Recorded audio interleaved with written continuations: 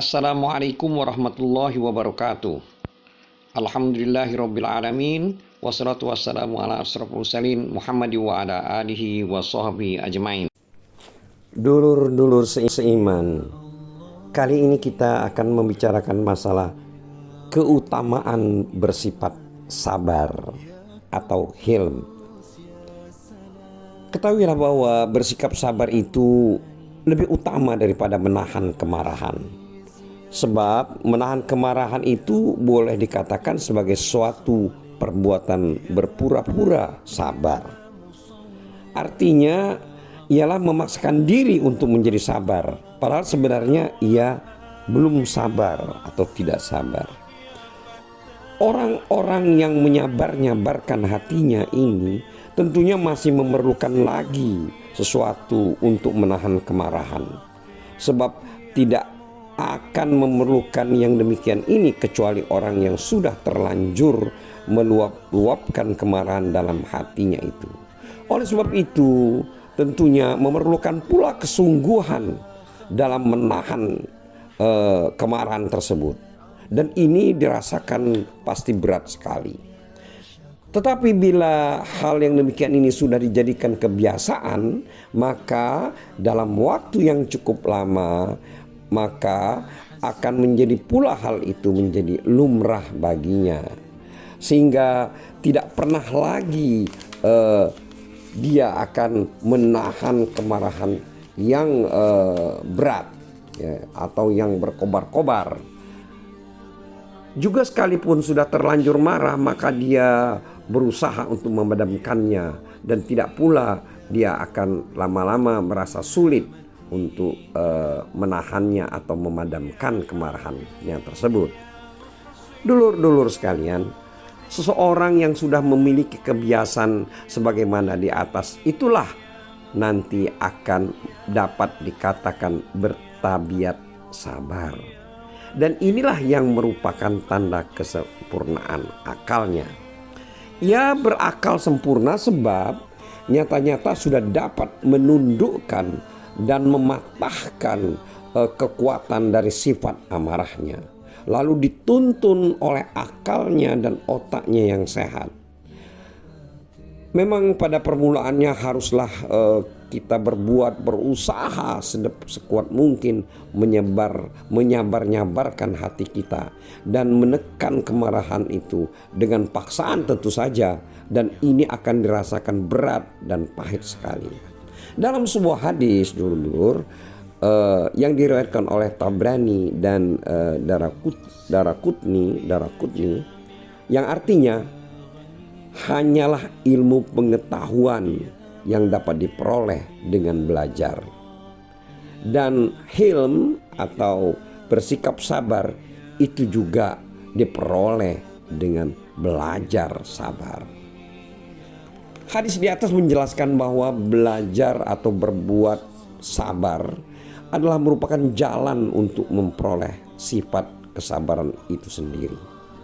Ini adalah dalam permulaannya dapat diusahakan dengan bersungguh-sungguh dan berusaha sedapat mungkin memaksakan diri agar menjadi sabar atau menahan kemarahan. Dan ini tidak berbeda halnya dengan orang yang ingin mendapatkan ilmu. Haruslah berusaha sedapat mungkin dengan jalan belajar yang mungkin sangat berat dirasakannya. Sebuah hadis yang artinya dari Rasulullah SAW, sesungguhnya seorang muslim itu pasti dapat memperoleh derajat seorang yang berpuasa di siang harinya serta mendirikan ibadah pada malam harinya, yaitu dengan sifat hilmnya atau sabarnya.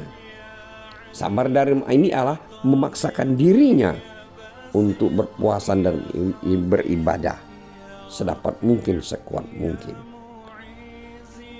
Hal itu dinukilkan dari hadis riwayat Tabrani. Kemudian Hasan radhiyallahu anhu juga mengupas firman Allah, yaitu surat Al-Furqan ayat 63 yang artinya, dan hamba-hamba Tuhan yang Maha Penyayang itu ialah orang yang berjalan di atas bumi dengan rendah hati. Dan bila orang-orang jahil menyapa mereka, mereka mengucapkan kata-kata yang baik. Ia berkata, orang-orang itu adalah para ahli hilm atau orang yang mempunyai sifat sabar atau para penyantun. Jikalau mereka dianggap bodoh oleh orang-orang yang bodoh dan dikata-katain dengan ucapan-ucapan yang tidak senonoh, tidaklah mereka membalas untuk mengucapkan seperti itu. Allah telah berfirman dalam surat Al-Furqan ayat 72. Dan bila mereka melewati orang-orang yang beromong-omong tidak bermanfaat, maka mereka menghindar dengan cara terhormat. Allah telah berfirman dalam surat Hamim Sajadah, yaitu ayat ke-34 dan 35, yang artinya, tolaklah kejahatan itu dengan cara yang sebaik-baiknya, sehingga yang bermusuhan antara engkau dengan dia akan menjadi seperti kawan yang setia. Dan kelakuan seperti itu tidak diberikan kepada siapapun selain untuk orang-orang yang berhati teguh, dan tiada pula diberikan melainkan kepada orang-orang yang mempunyai keuntungan yang besar. Anas bin Malik berkata, orang yang sedemikian itu ialah orang yang dimaki-maki oleh saudaranya, tetapi dengan sabar ia berkata, jikalau saudara yang salah dan dusta dalam ucapan-ucapanmu, maka semogalah Allah mengampunimu. Tetapi jikalau kata-katamu itu benar, maka semogalah Allah Ta'ala mengampuni aku. Ali bin Husain radhiyallahu anhuma pada suatu ketika dimaki-maki oleh seorang. Lalu orang yang memaki-maki itu dilempari olehnya sehelai baju yang sedang dikenakan sebagai hadiah, dan disedekahi pula dengan harta sebanyak 1000 dirham. Kemudian sementara orang yang melihat peristiwa ini lalu berkata, orang yang budiman, maksudnya Ali bin Husain ini, orang budiman itu telah mengumpulkan 5 perkara dalam sekali perbuatan, yang semuanya itu merupakan akhlak yang baik sekali. Yaitu pertama, dia menunjukkan sifat hilmnya, artinya sifat sabarnya. Kedua, dia telah menyelenyapkan sakit hati orang lain, maksudnya orang tersebut yang memaki-makinya. Kemudian yang ketiga, dia melepaskan orang itu dari sesuatu yang menjauhkan dirinya dari Allah Subhanahu wa Ta'ala. Yang keempat, dia menyebabkan orang tersebut menjadi menyesal dan suka bertobat dari perbuatannya itu. Dan yang kelima, dia maksudnya orang yang memaki itu akan beralih memujinya setelah habis-habisan mencelanya. Dan semuanya itu dibeli dengan harga yang murah sekali dari harta dunia ini. Wallahu a'lam bissawab.